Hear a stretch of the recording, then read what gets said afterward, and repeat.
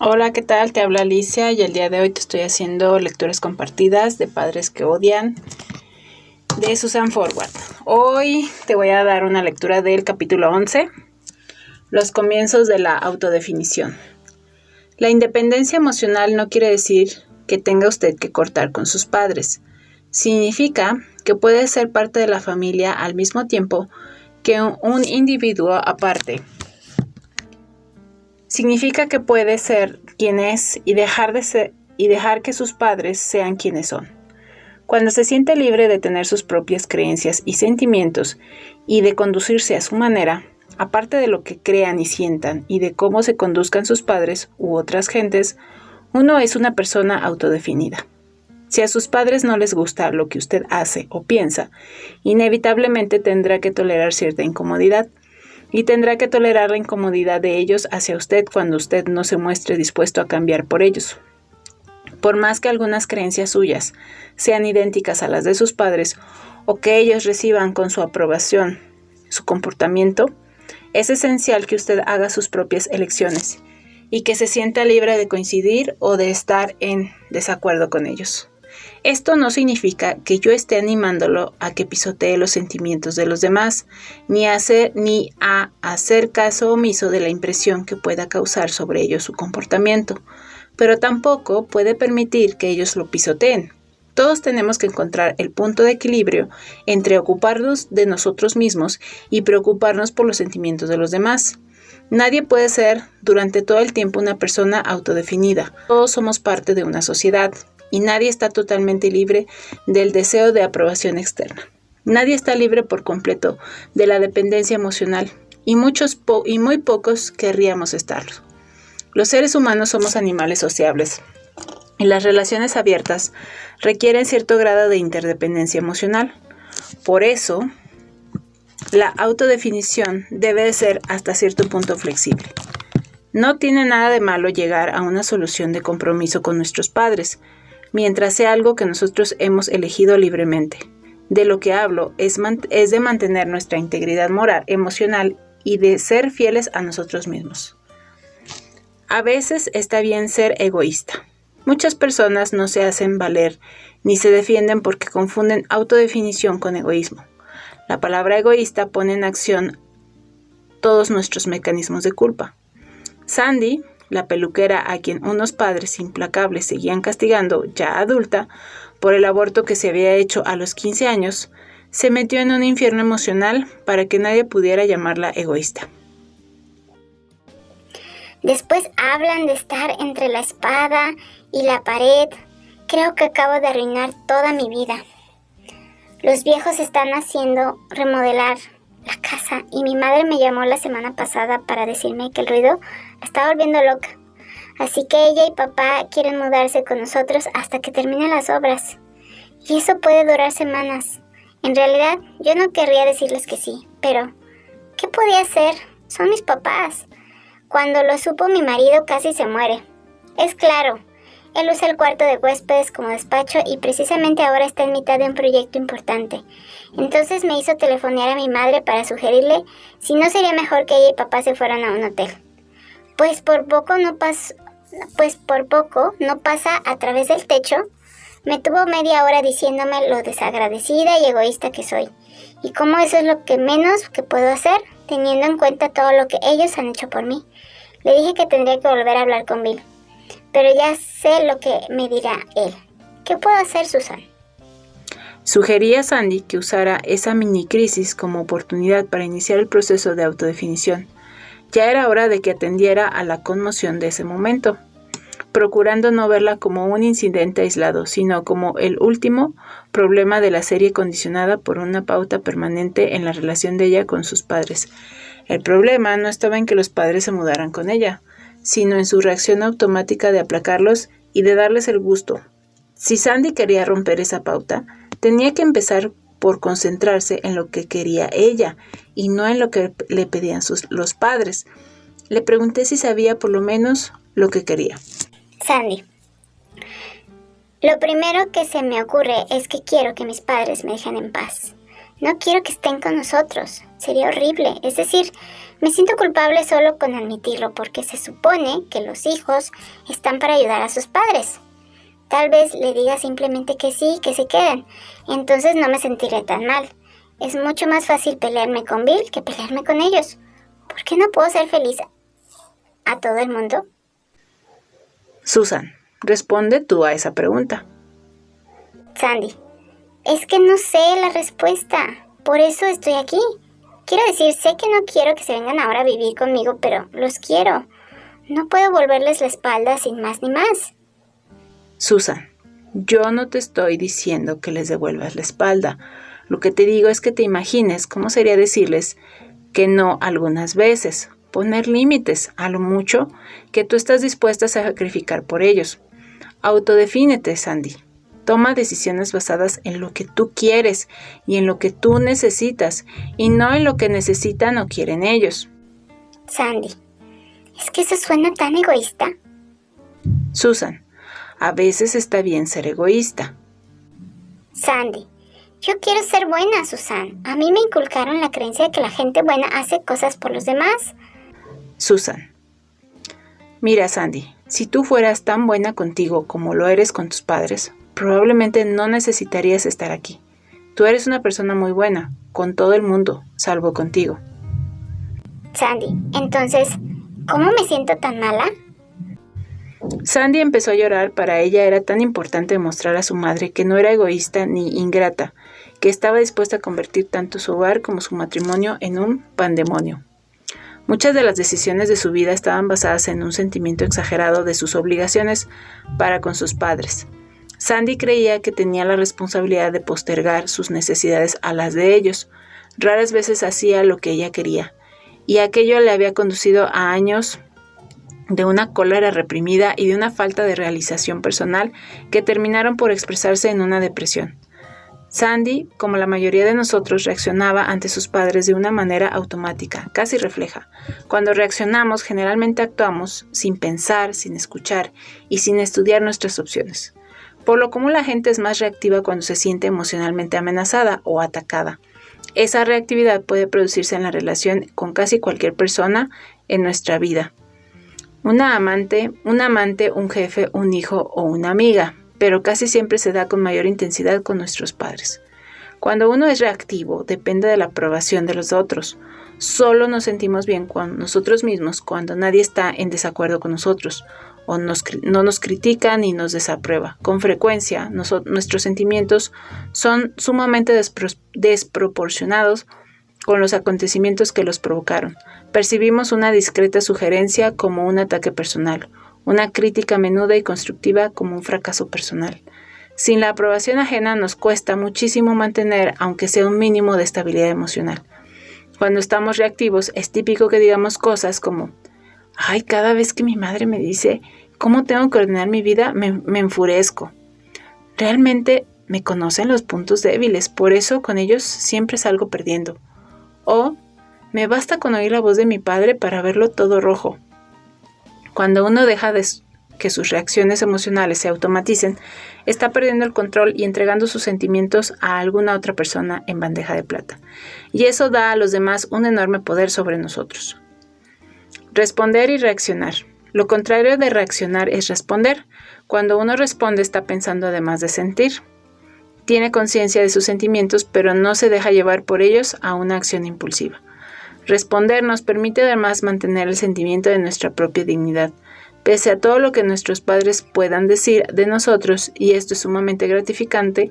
Lo que los otros sientan y piensen ya no nos arrastra a un abismo de inseguridad. En nuestro trato con los demás vemos toda clase de opciones y de probabilidades nuevas, porque nuestra perspectiva y nuestra racionalidad han dejado de estar sepultados por las emociones. Ser capaz de responder puede volver a poner en sus manos buena parte del control de su propia vida. Sandy necesitaba ser menos reactiva y más capaz de responder. Le advertí que los cambios de comportamiento resultan difíciles para todos, incluso para mí, pero le aseguré que, si estaba dispuesto a pasar por el proceso, podría conseguirlo, y me dijo que lo estaba. Le pedí, ante todo, que reconociera que la mayoría de sus opiniones sobre sí misma derivaban en realidad de observaciones de sus padres, de la forma en que ellos la definían. Entre las partes negativas de esa definición estaban los rótulos de egoísta, desagradecida y mala. Como a Sandy le había llevado muchos años interiorizar esa imagen negativa de sí misma, no podríamos cambiarla de un día para otro. Pero le enseñé algunas estrategias conductistas que le permitirían iniciar el proceso de reemplazar la forma en que sus padres la definían por una visión más realista de quién era ella una verdad. Le pedí que imaginara que yo era su madre, mediante una representación. Quería inducirla a encontrar una manera nueva de responder a las críticas de su madre, una alternativa a su reacción habitual, que era capitular. Susan, en el papel de la mamá. Eres una egoísta y una desagradecida. Sandy. No, no lo soy. Yo siempre estoy pensando en los demás. Siempre estoy pensando en ustedes. Me mato intentando no hacerles daño, ni a ti ni papá. ¿Qué hay de todas las veces que estaba agotada, pero aún así te llevé a hacer la compra, o te recibí a ti y yo a papá para cenar? Nada de lo que yo haga es suficiente para ustedes. Hice ver a Sandy que se estaba poniendo a la defensiva. Seguía disculpándose, discutiendo y explicando. Tenía que dejar de intentar que ellos se dieran cuenta. Mientras siguiera buscando la aprobación de la madre, seguiría teniéndola controlada. Si quería empezar a zafarse de la situación, era necesario que Sandy abandonara su actitud defensiva. La idea es que la interacción se vuelva lo más desapasionada posible. Para demostrarle a qué me refería, cambié papeles con ella. Ella sería la mamá y yo sería Sandy. Sandy en el papel de su mamá. Tu padre y yo necesitamos un lugar donde estar. Tú eres egoísta y desagradecida. Susan en el papel de Sandy. Es interesante que tú veas así las cosas. Sandy como su madre. Después de todo lo que hemos hecho por ti, ¿no puedes creer que se te ocurra que nos vayamos a un hotel? Susan como Sandy. Lamento que esto te moleste. Sandy como su madre. Bueno, ¿vas a dejarnos estar en tu casa o no? Susan como Sandy. Tendré que pensarlo. Sandy como su mamá. Quiero que me respondas, jovencita. Susan como Sandy. Ya lo sé, pero tendré que pensarlo. Sandy se sale del personaje y dice: No sé qué más decir.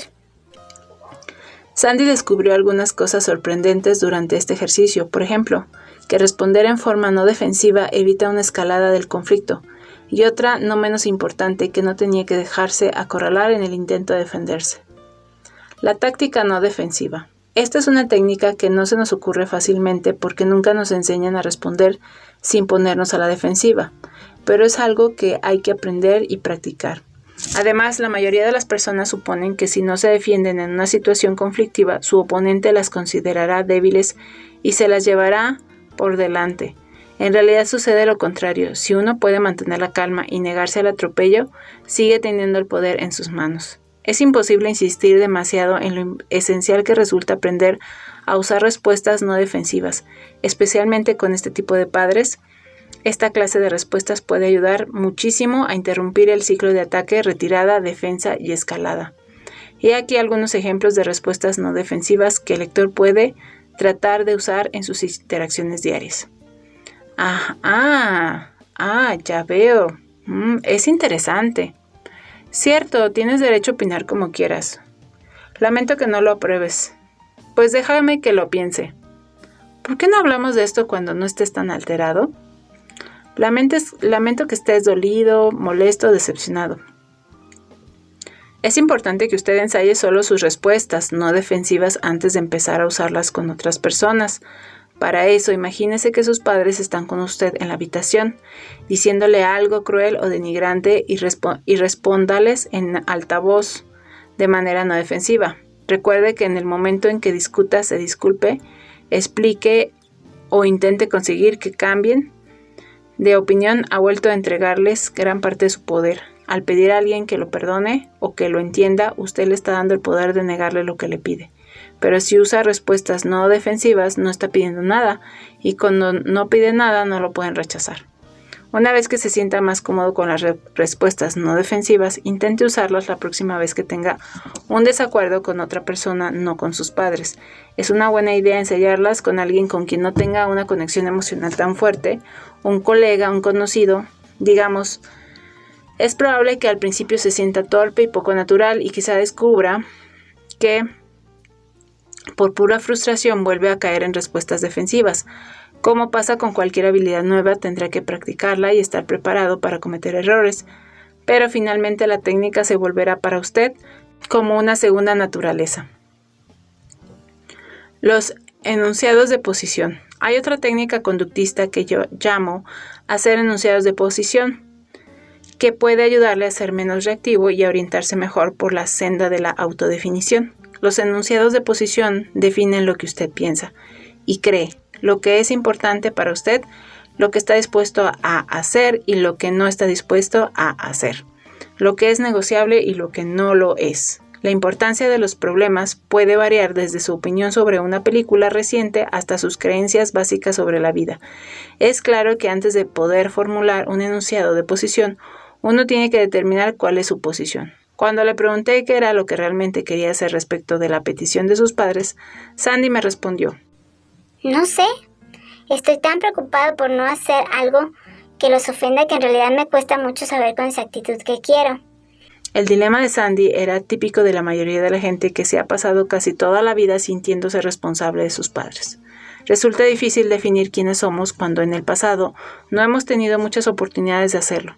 Para ayudar a formular su enunciado de posición, le señalé que básicamente solo podía tomar una de estas tres posiciones.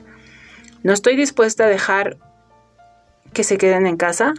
¿Estoy dispuesta a dejar que se queden en casa un tiempo determinado y limitado? ¿O estoy dispuesta a dejar que se queden en casa tanto tiempo como quieran? Ella decidió que, aunque en realidad no quería que se quedaran, sentía que por el momento para ella era demasiado decirles eso. Convino en que les diría que podían quedarse una semana. Creía que para ella esa sería una buena manera de defender sus propias necesidades, mientras al mismo tiempo aplacaba parcialmente a sus padres. La reformulación del no puedo. Sandy no estaba completamente satisfecha con su solución. Aún seguía imponiendo una carga a su marido y a la relación de ambos, y eso se debía a su debilidad. Me parece que simplemente no puedo enfrentarme con mis padres, expresó, dando un profundo suspiro.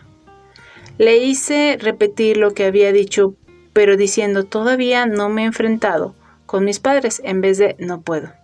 Todavía no lleva implícita una opción, en tanto que no y no puedo implican precisamente lo contrario, algo definitivo.